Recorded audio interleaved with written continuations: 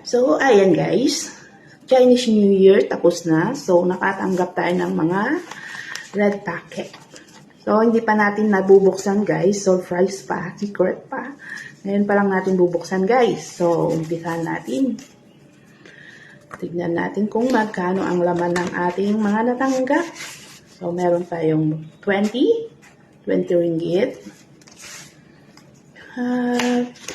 Ang gaganda ng ng red packet. Isang pirasong 20 ringgit. Ay, ano ba itong isa? 10 ringgit lang pala itong dalawa. Dalawang pirasong 10 ringgit. Magkakulay kasi. Tsaka 20 ringgit. Ayan. Kasi nakatago. Dapat nakaganyan. Para kita. Ayan. Dalawang pirasong 10 ringgit. Isang pirasong 20. Ano ba ito?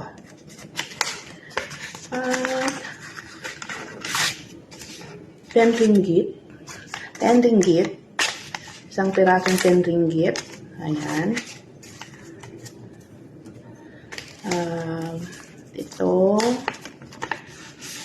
Ayan. May 25 ringgit. Para sa ating, ngayon, Chinese New Year 2025. At ito yata kay amo. Ayan. Kay amo to. Ayan, may 100 ringgit kay amo. Ayan. Bali, 250. Ayan. Yan lagi yan siya. Taon-taon, 100 ringgit ang binibigay ni amo. Hindi yan nababago.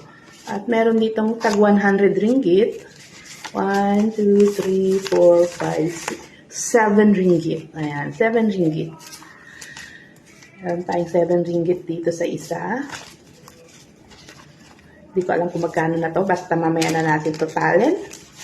Para ngayong Chinese New Year natin 2026. Medyo madami-dami din.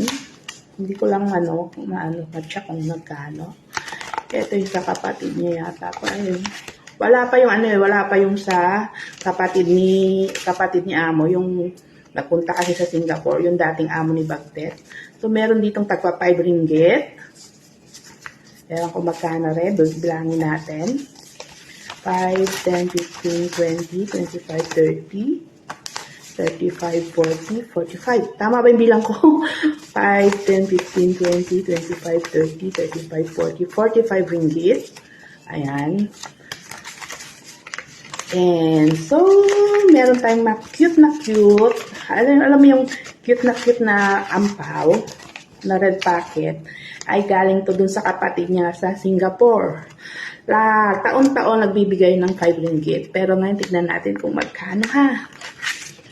Uy, nag-improve. Nadagdagan ng 1 ringgit. Meron siyang 6 ringgit, guys. Ayan. So, ayan guys, lahat yung ating natanggap. Bilangin natin maya-maya.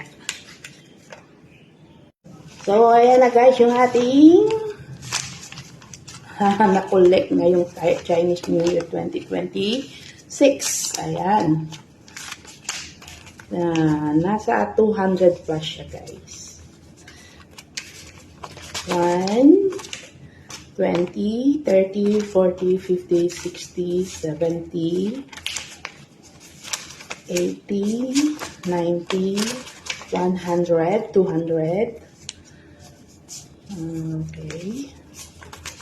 10, 20, 25, 26, 27, 28, 29, 30, 31, 32, 33. So, nasa 233 ringgit yung na ating na-collect pa ngayong 2026 Chinese New Year. Ayan, guys.